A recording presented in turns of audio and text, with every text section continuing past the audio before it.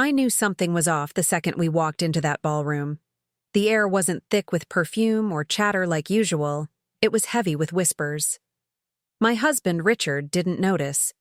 Or maybe he pretended not to. He was too busy smoothing his tie and flashing his politician smile at every coworker he passed, as if this night was all about him. But the whispers weren't about his promotion. They were about her. I saw her before she saw me. Long blonde curls, a glass of champagne dangling from her manicured hand, and the kind of grin that made my stomach twist. But what froze me wasn't her smirk. It was the dress. My dress. The one I wore to our 7th anniversary dinner. The one Richard had called unforgettable. She was wearing it now, in this crowded ballroom, like a trophy. My heart slammed against my ribs. People were staring, darting glances at me, then at Richard, then back at her. A murmur rippled through the room like a wave. He finally noticed the silence and followed my gaze. His face drained of color. "Clarice," he whispered under his breath, tugging at my elbow. Don't what?" I cut him off, my voice sharper than I'd intended. Heads turned, curious. The mistress, confident in her cruelty, walked toward us, every step deliberate, her heels clicking against the marble floor. When she reached us, she looked me up and down and said, "Oh, what a coincidence. I didn't know we had the same taste." Her voice dripped with venom, and she tilted her chin at Richard as if she'd already won. The room gasped, though I didn't need their pity. I'd already decided in that moment. I wouldn't be the quiet, humiliated wife. Not tonight. I forced a smile. "No coincidence. That dress was mine first. But I suppose you'd know that, wouldn't you?" She blinked, feigning innocence. Richard stammered, "This isn't what it looks like." I turned on him, loud enough for everyone to hear. "So she just happened to show up in my dress? The one you said was unforgettable? The one you swore no one else would ever see me in?" My voice cracked, not from weakness, but rage. Gasps. Whispers. Phones came out. This wasn't just an office party anymore. This was a stage. And I was done playing the supporting role. The mistress placed a hand on Richard's arm, and that was it. My breaking point. My palm connected with his cheek before I even realized I'd lifted my hand.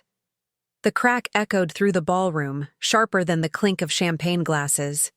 His head snapped to the side, his eyes wide with shock. "You humiliated me in front of everyone I know," I hissed, leaning close so he couldn't mistake my words. "But tonight, you're the one who gets to burn." I reached into my clutch and pulled out the envelope I'd tucked there earlier. Thick, white, impossible to ignore. His name scrawled across the front. He frowned, confused, as I shoved it into his chest. "What's this?" he stammered. "Open it," I said, loud enough for the room to hear. "Read it out loud if you dare." His hands trembled.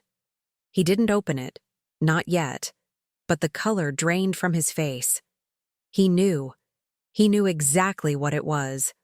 My lawyer's letter. Proof I'd already been moving pieces behind the scenes. Proof that his little empire wasn't untouchable. The mistress blinked, realizing this wasn't just a spat between spouses. She pulled her hand back from his arm, suddenly less certain. I straightened my shoulders, scanning the crowd. Dozens of eyes on me. Executives, their wives, young associates, interns. People Richard had spent years trying to impress. And now, in front of all of them, he stood exposed. "Enjoy your party," I said coolly. "It's the last one you'll host with my money on your arm." Then I turned, my heels striking the floor as I walked out. Not rushed, not frantic, deliberate. Every step a declaration. Behind me, I heard his voice break through the stunned silence. "Clarice, wait!" I didn't. I pushed through the doors, out into the cool Dallas night. My chest was heaving, my pulse racing, but I wasn't broken. Not anymore. I was electric, alive with a new kind of clarity. I looked up at the skyscrapers glittering against the dark sky and whispered to myself, "This isn't over. not by a long shot. Because in that ballroom, they all saw me as the betrayed wife. But what they didn't know yet was that tonight was only the beginning. Richard thought he could play me for a fool. He thought I'd crawl back, beg for scraps of dignity, cry behind closed doors. But I wasn't going to cry. I wasn't going to beg.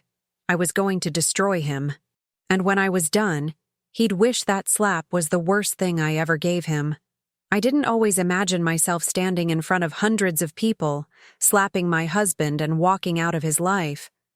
10 years ago, if someone had told me this would be my future, I would have laughed.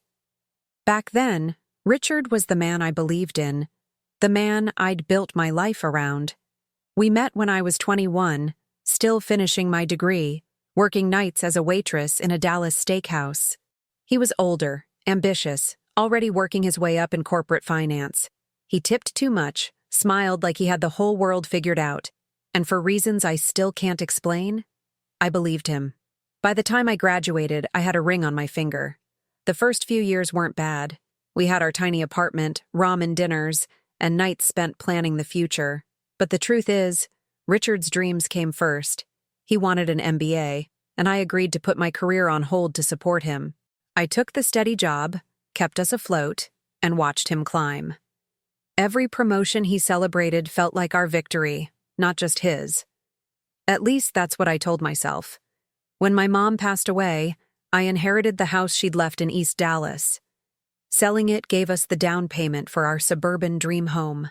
I thought I was honoring her by investing in our future.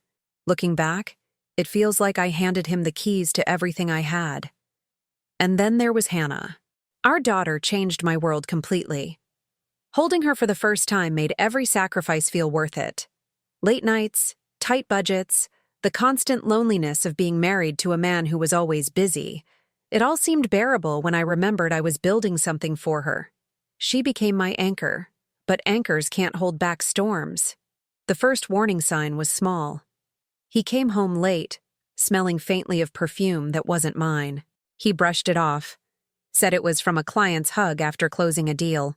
I wanted to believe him, so I did.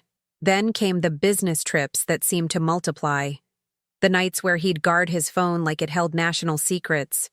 The way he'd sigh when I asked simple questions, like I was burdening him. I ignored it.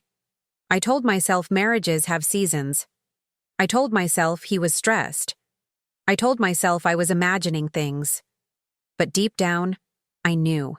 The final crack came from someone I never expected. My best friend, Nadia. She'd seen him. Not just rumors, not just whispers. She saw him at a restaurant in Uptown with the same woman I'd face at the office party. Hand on her back, laughing like he hadn't a care in the world. Nadia said she didn't want to tell me, but she couldn't stay silent anymore. When she showed me the photos on her phone, my stomach twisted into knots. There he was, my husband, with her. No business trip, no client dinner, just betrayal in broad daylight. That was the moment denial died. It wasn't just about me anymore. It was about Hannah, about the years I'd invested, the sacrifices I'd made, the money from my mother's house that had built his image of success. Every choice I'd made had been for our family, and he'd gambled it all for a cheap thrill. So when I walked out of that ballroom, I wasn't just leaving him. I was leaving behind the lies I'd been telling myself. And I wasn't walking away empty-handed. I was walking away with fire in my chest and every reason in the world to make sure he never forgot what he threw away. The morning after the office party, I woke up with a pounding headache, not from champagne, but from clarity. For the first time in years, I wasn't confused. I wasn't doubting myself, wondering if I was overreacting, or trying to smooth things over for the sake of appearances.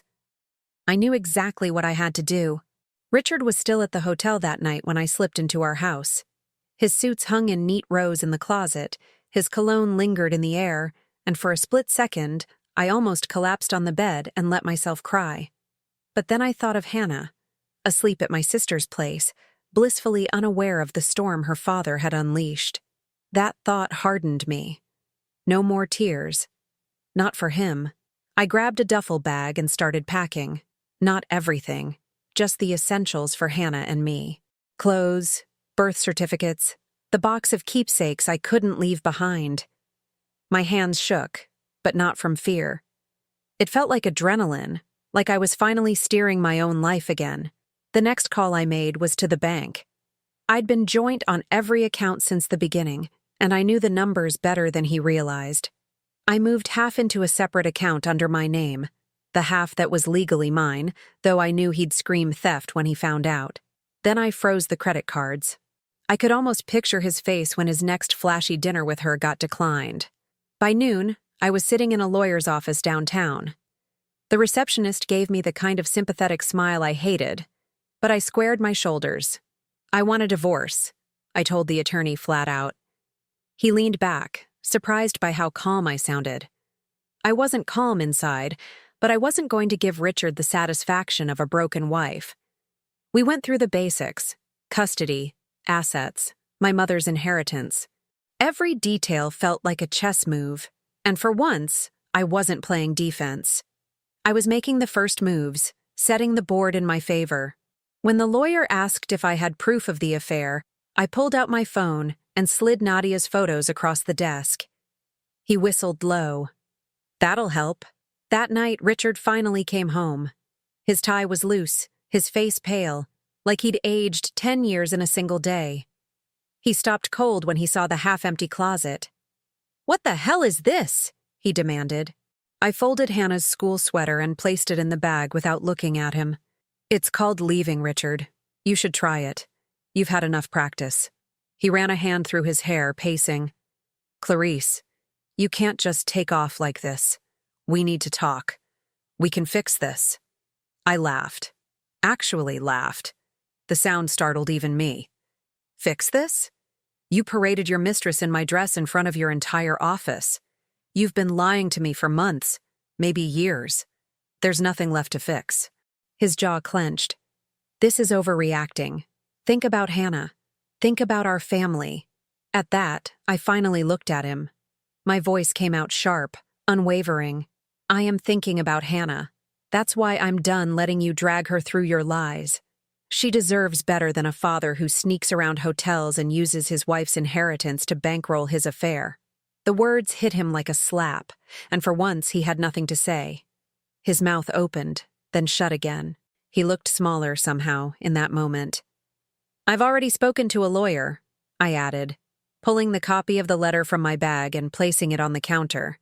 "You'll get served soon. Don't worry, it's all in writing." His face went white. You talked to a lawyer?" "Of course I did," I said, grabbing the duffel. "What did you think I was going to do? Cry and wait for you to come home with lipstick on your collar again?"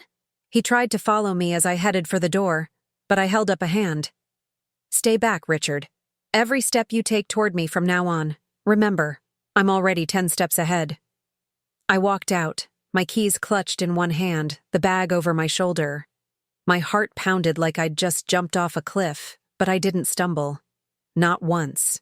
For the first time in years, I wasn't the one waiting for his approval, his excuses, or his scraps of affection. I was the one in control. And Richard? He'd just realized he'd underestimated the one person who knew exactly how to dismantle him piece by piece. Richard always thought money was power. The car he drove, the suits he wore, the restaurants he booked just to be seen, it all fed his image. But the morning his corporate card declined at his favorite steakhouse, that image cracked. I didn't need to be there to see it. A mutual friend texted me, "You won't believe this. Richard's card just bounced in front of clients." I could picture it perfectly. The forced laugh, the scramble for another card, the look of confusion when that one failed too. By freezing the accounts, I hadn't just cut him off. I'd stripped him of his performance. The man who thrived on appearances suddenly had no stage. The mistress, Madison, was the first to feel it. She wasn't in this for love. She was in it for the lifestyle. The brunches, the shopping sprees, the promise of someone else footing the bill. When those bills landed on her lap instead, the shine wore off quick. I knew because one of Richard's co-workers saw them arguing in the parking lot of his office building. Madison, waving her hands, furious. Richard, red-faced, trying to calm her down. It didn't take long before the whispers started circling back to me. "She looked ready to walk," one colleague said. "Guess she didn't sign up for the budget version." Meanwhile, at home, Hannah was adjusting better than I expected. Kids sense more than we give them credit for. She knew something was wrong, but when I told her we were moving into a smaller place for a while, she just nodded. "As long as we're together, Mommy." That single line gave me more strength than any lawyer or bank account ever could. Richard, on the other hand, didn't handle the shift so gracefully. He started blowing up my phone. At first it was angry messages. "You can't just take everything." Then it turned into begging, "Clarice, please, let's talk. Don't do this to Hannah." I blocked him, not out of pettiness, but because I wasn't going to let him control the narrative anymore.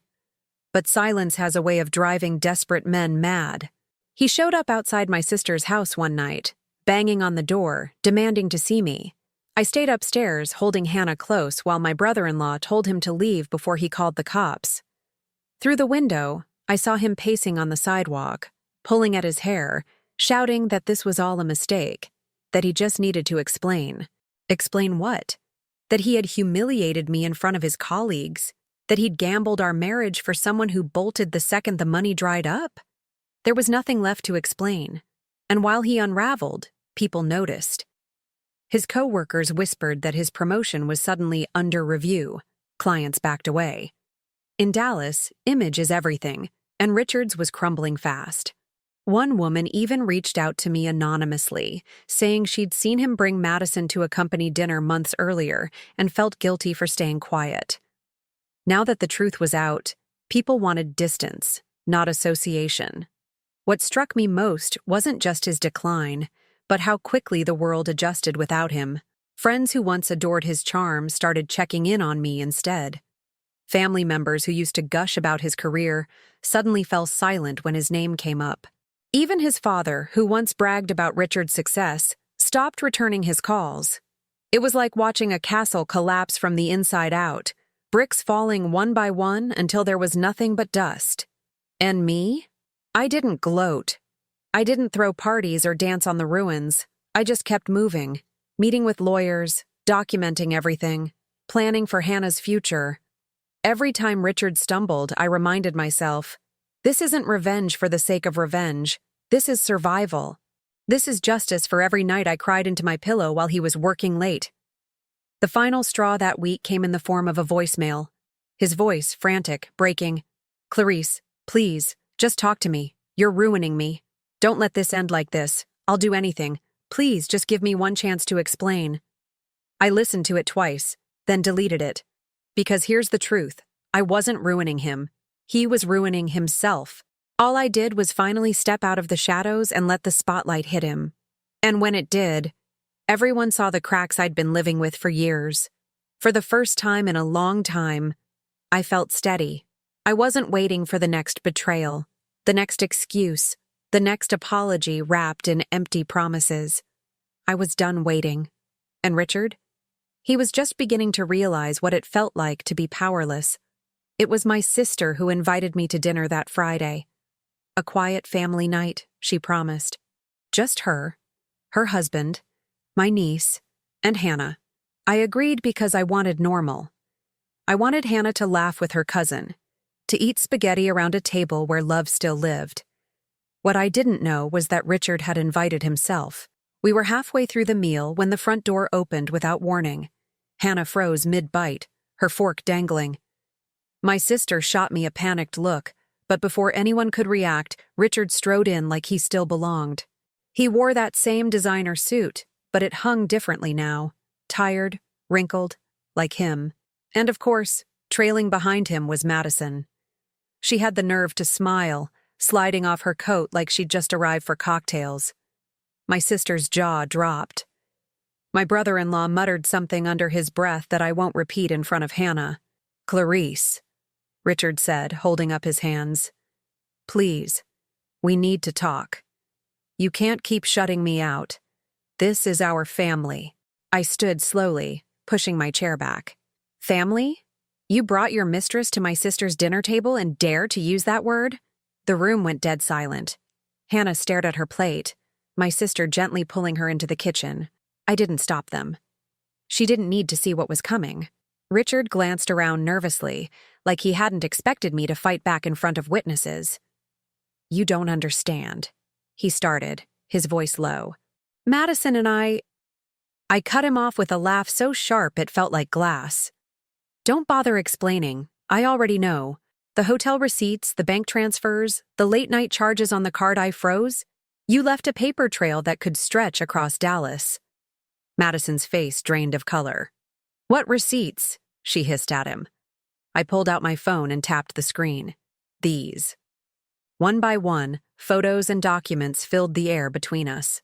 Screenshots of texts, copies of charges, even a time-stamped selfie he'd sent her from a hotel bed. One he forgot was synced to our shared cloud years ago. Richard lunged forward, his hand reaching for my phone. "Stop it!" he snapped. I pulled it back. "What's wrong? Afraid Madison might see the other woman you've been entertaining on the side?" Gasps. Even Madison staggered back, her eyes narrowing. "You told me she was the only thing standing in our way," she spat. Richard froze. His eyes darted from her to me, then to my brother-in-law, who crossed his arms and blocked the doorway like a guard. "You're a liar," Madison said, her voice rising. "You're pathetic." She grabbed her purse, shaking with rage. "I'm not ruining my reputation for this." And just like that, she stormed out, slamming the door so hard the picture frames rattled. Richard stood there, alone, the silence heavier than stone. He opened his mouth, but I beat him to it. "You wanted to play the big man, Richard, to show off your conquest. But here's the truth. You're not a prize. You're a warning, and everyone in this room just watched your mask fall off." My sister reappeared, her face flushed with anger. "Get out!" she snapped at him. "Before my husband drags you out." Richard looked at me, desperate. "Clarice! Please! Don't do this! You're turning everyone against me. Just stop!" I stepped closer, close enough that he couldn't ignore the finality in my eyes. "You did this all by yourself. I just gave people the receipts." He shook his head, his voice cracking. "You can't humiliate me like this, not in front of family." That was when I gave him the line that would spread. The one my sister's neighbor repeated to me days later. The one my cousin texted after hearing it through the grapevine. "You humiliated yourself, Richard." I just turned on the light so everyone else could see it. The room fell silent again, my words echoing like a gavel. My brother-in-law finally stepped aside, his hand on the door. "Out." Richard lingered for a moment, his shoulders slumped, his eyes darting around like a man searching for an exit from his own life. Then, without another word, he walked out. I exhaled, my hands shaking. My sister rushed over, wrapping me in a hug so tight I nearly collapsed into it. "You were brilliant," she whispered. But it wasn't brilliance. It was survival. And it was only the second act. Richard was never the type to admit defeat. Losing face was his greatest fear, and after the fiasco at my sister's house, he was desperate to claw his way back into control. I should have expected it. The spin, the lies, the pathetic attempt to make himself the victim. It started online. 3 days after the confrontation, his LinkedIn feed lit up with a long, self-pitying post.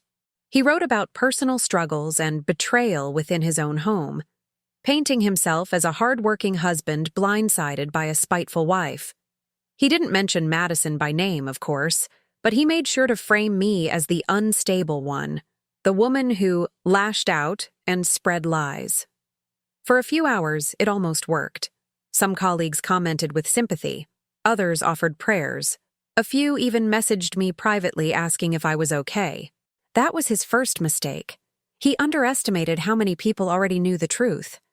Because within 24 hours, screenshots started leaking. The same coworkers who'd witnessed Madison in my dress at the office party weren't about to let him rewrite history. Someone dropped a photo in the comments. Richard and Madison together at a company happy hour, his hand way too low on her back. Another posted screenshots of texts he'd accidentally sent to the wrong contact, bragging about finally trading up. The dam burst. And then came the hashtag, Lights on Richard. It started small, a coworker joking about my line at the dinner table. "You humiliated yourself, Richard. I just turned on the lights." Someone tweeted it. Another reposted with laughing emojis. Within a day, it spread like wildfire. People used it to expose other cheaters, other liars, other toxic exes. Suddenly, his name wasn't just attached to gossip. It was trending. Richard panicked. He called me in the middle of the night from a blocked number. "Clarice, please, take it down. You don't know what you've done. They're destroying me." I hung up without a word. He wanted me to clean up his mess. That was never happening again. Next, he tried the media. A local lifestyle blog ran an interview where he painted himself as a man under siege by rumors. He talked about how hard it was being a provider, how women didn't understand the pressure of high-level corporate life. The comments section shredded him. People weren't buying it anymore. Because I had receipts. I didn't even need to leak them myself. Someone at the law office had loose lips, and suddenly bank statements and hotel charges were circulating online. His expense reports, filled with dinners, hotel stays, even jewelry, all under the company's budget. It was no longer just about infidelity. Now it looked like corporate fraud. His firm had no choice. By the end of the week, he was placed on administrative leave pending internal review. Translation: they wanted distance while they figured out how deep his mess went. And Madison? She vanished. Deleted her socials. Stopped showing up at the office. Stopped answering his calls. A coworker told me she'd been heard screaming in the parking lot about how he ruined her reputation. I almost felt sorry for her. Almost. Richard doubled down. He tried to flip the narrative again, claiming I'd hacked his accounts, fabricated charges, and manipulated evidence. But the problem with spinning lies is that the truth always leaves sharper edges. Every time he tried to patch one hole, another leak sprang up. I remember sitting in my sister's living room, watching the evening news while Hannah played with her dolls. Richard's face appeared on the screen, a reporter summarizing the scandal. Local executive under fire for allegations of infidelity and misuse of company funds. Hashtag our lights on. Richard continues to trend, with thousands sharing stories of betrayal and deception. I sipped my tea and let it wash over me. For once, I wasn't the one drowning in shame. He was. The calls turned from angry to pathetic. Voicemails filled with sobs, half apologies, and desperate bargains. "I'll fix this, Clarice. I'll go to counseling. I'll pay you anything you want. Just please stop letting them destroy me."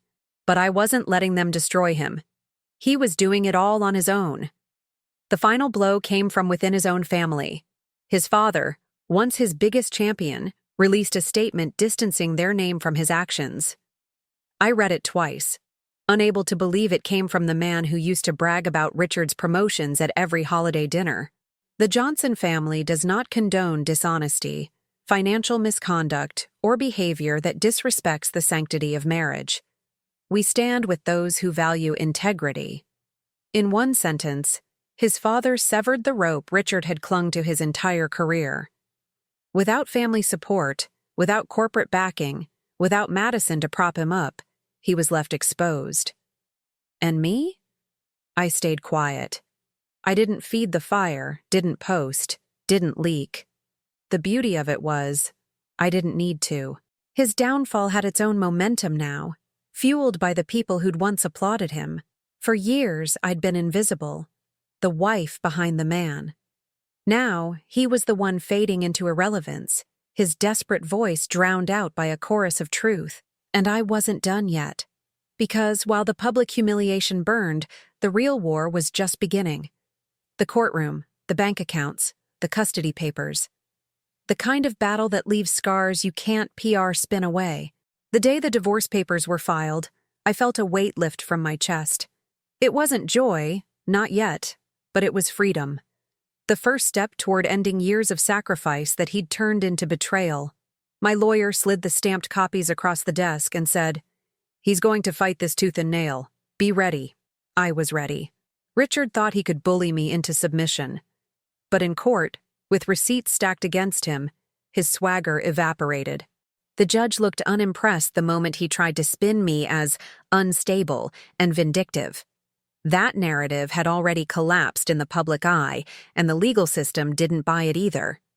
Especially not when my attorney laid out bank statements showing jewelry charges on our joint card, hotels billed to his corporate expense account, and the transfer of money from our savings into Madison's account. Every transaction was a nail in his coffin. His face turned red, then pale, then red again. He mumbled excuses. Client dinners, networking, business expenses. The judge wasn't amused. "Mr. Johnson," she said firmly, "you'll need better explanations than that." Custody was next. I had already documented everything. His absences, his temper, the nights Hannah waited by the window for a father who never came home. My sister testified, confirming how many times Hannah slept at her house because Richard was working late. My lawyer didn't need to embellish a thing. The truth was damning enough. When the gavel came down, custody went to me. Full physical, shared legal. Richard's visitation was structured, the polite way of saying supervised until he proved stable. I caught the flicker of panic in his eyes. He hadn't expected to lose his daughter. That was the one card he thought I'd never take from him. And then came the money. Half our assets were mine by law, but the inheritance I'd invested from my mother was protected. Richard tried to argue it was commingled, but my lawyer cut him off with documents showing the funds were traced directly. That house in East Dallas, the one I sold to fund our dream home, untouchable. Mine. The court froze what was left of his accounts pending investigation into misuse of company funds. Suddenly, the man who lived for tailored suits and five-star restaurants was paying lawyers with borrowed money. The mistress who thought she was upgrading? She was long gone, leaving him to foot his own crumbling empire.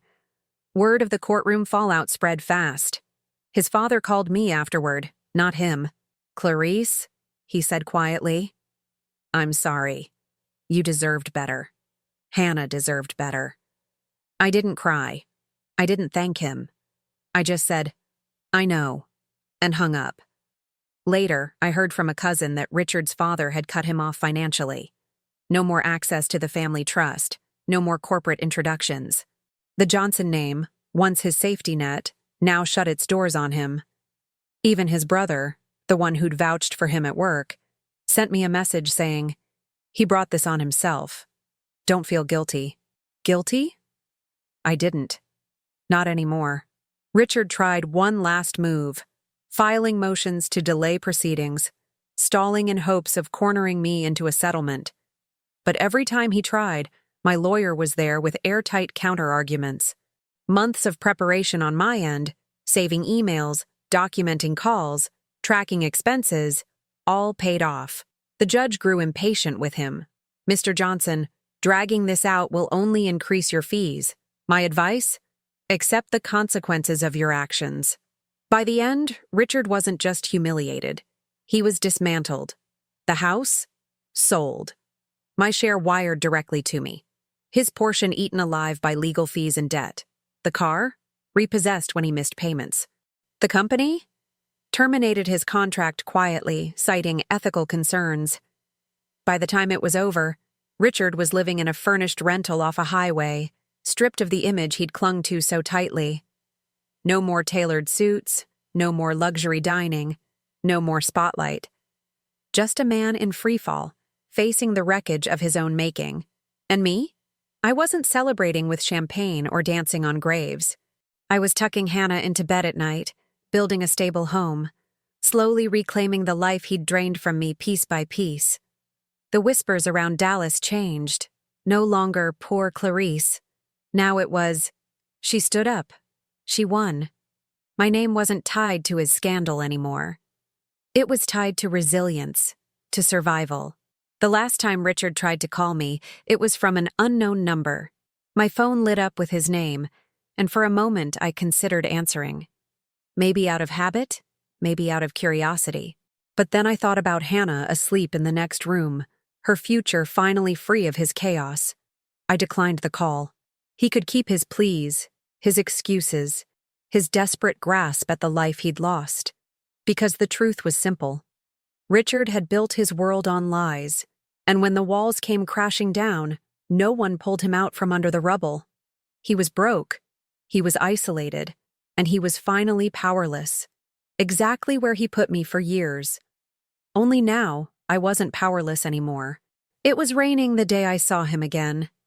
Not the gentle drizzle that soaks into the ground, but the kind of storm that rattles windows and forces you to brace against the wind. Fitting, I thought.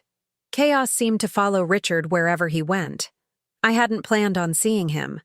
The divorce was finalized, custody secured, assets divided. I thought I was done. But then I got the call from my lawyer. Richard had requested a meeting. "It's not mandatory," she said. "But he insists it's important." Part of me wanted to ignore it, to let him fade into irrelevance. But another part, the part that still carried the sting of that ballroom, the weight of every lie, wanted to look him in the eye one last time. Not to reconcile. To finish. We met outside the courthouse, neutral ground. He was waiting under the awning, soaked despite the cover, his once expensive suit clinging to him like rags. He looked smaller, hunched, his confidence stripped away. For a moment, I barely recognized him. This wasn't the man who strutted into boardrooms and whispered lies into women's ears. This was a hollow shell. "Clarice," he said, his voice hoarse. "Thank you for coming." I folded my arms, keeping my distance. "Make it quick." He flinched, but tried to straighten, to summon some echo of the man he used to be. I wanted to apologize. For everything. I know I've made mistakes." "Mistakes?" I cut in, my voice sharp. "You didn't spill coffee on a report, Richard. You tore apart our marriage. You humiliated me in front of hundreds of people. You lied to me, to Hannah, to your own family. Don't you dare reduce it to mistakes." He swallowed hard, eyes darting toward the rain. "You're right. I ruined everything. I've lost my job, my home, my reputation, my family. I know that. But please, Clarice, don't take Hannah away from me completely. She's all I have left." The plea twisted something inside me. For a second, I saw the man I married. The one who once held our daughter in his arms and promised he'd give her the world. But the memory was like smoke, slipping through my fingers. Because that man was gone. Replaced by the one standing in front of me now. "You had a family," I said quietly. "And you threw it away. Hannah doesn't need your chaos. She needs stability. She needs truth. Something you've never been able to give." His face crumpled. "I can change. I swear I can. If you'd just give me another chance." I stepped closer, the rain dripping off the edge of the awning onto my shoulders. "Another chance? How many did you already waste? How many nights did I stay awake believing your excuses? How many times did Hannah ask where you were, and I covered for you? I gave you chances until there was nothing left of me. And you still chose her, chose lies, chose yourself." Tears welled in his eyes, and for the first time, I believed they were real. But they weren't enough. Not anymore. He reached for me, a desperate gesture. But I pulled back. "Don't," I warned. "You don't get to touch me. Not now. Not ever." He froze, his hand dropping, his shoulders slumped, defeat settling into his bones. "So that's it? You're just going to walk away, after everything we had?" I held his gaze, steady, unwavering. "Yes. Because what we had wasn't real. It was built on my sacrifices and your lies. And when the truth came out, you weren't a husband, you weren't a father. You were just a coward hiding behind excuses." The storm rumbled overhead, thunder shaking the ground. It felt like the world was punctuating my words for me. Richard's lips trembled. "Clarice, please." And that was when I delivered the line I'd been holding on to. The one that sealed this chapter for good. "You're the architect of your own destruction, Richard." I just stopped holding up the walls. He flinched like I'd struck him, but I didn't wait for a reply. I turned, walking into the rain. Each step felt heavier and lighter at the same time, the final chains breaking, the last ties severed. Behind me, I heard nothing. No footsteps, no pleas, no excuses. Just silence swallowed by the storm. For the first time in years, it was mine. And as I walked away, soaked but unbroken, I knew this wasn't just the end of us. It was the beginning of me. It's been 2 years since that stormy day outside the courthouse. 2 years since I walked away from Richard for the last time. Sometimes it feels like a lifetime ago, other times like yesterday. But when I look at Hannah now, I know everything that happened was worth it. She's 9, taller, stronger, sharper than ever. She doesn't ask where her father is anymore. She knows enough. What she asks instead are questions about herself, about her future. And I get to answer them with honesty, not excuses. When she won her first spelling bee last spring, I sat in the front row and watched her beam with pride, her confidence unshaken by the shadow of his absence. She is thriving, and that's all I ever wanted. As for me, I rebuilt piece by piece. I went back to work, started small, then grew. What once felt like starting over became starting fresh. I bought a modest home not far from my sister, filled it with color, with laughter, with the kind of peace I hadn't felt in years. At night, when I tuck Hannah into bed, I no longer lie awake wondering where Richard is. I sleep. I dream. And when I wake, it's to a life that feels like mine again. I still hear things about him sometimes. Dallas is small like that. I know he lost the rental and moved into a 1-bedroom near downtown. I know the firm never took him back. I know Madison married someone else within a year. The last time I heard his name, it was in a hushed voice, a coworker whispering about how far Richard Johnson had fallen. But I don't linger on him. Not anymore. His story is his burden, not mine. What I carry now isn't bitterness, but clarity. Betrayal nearly broke me, but it also burned away the illusions I'd clung to for too long. It forced me to face the truth. I was never powerless. I was never voiceless. I was only waiting for permission to rise. And the moment I stopped waiting, everything changed. Sometimes Hannah asks me why I smile when it rains. I tell her it's because storms don't scare me anymore. I've walked through one and come out stronger on the other side. And that's the real ending. Not his downfall, not the gossip, not even the courtroom victory. The real ending is freedom, the kind that comes when you finally see betrayal, not as the thing that ruined you, but as the fire that set you free. Thank you so much for watching my story. If it resonated with you, I'd love to hear your thoughts, or even your own experiences down in the comments. Don't forget to hit that subscribe button and give this video a like. It truly helps support the channel.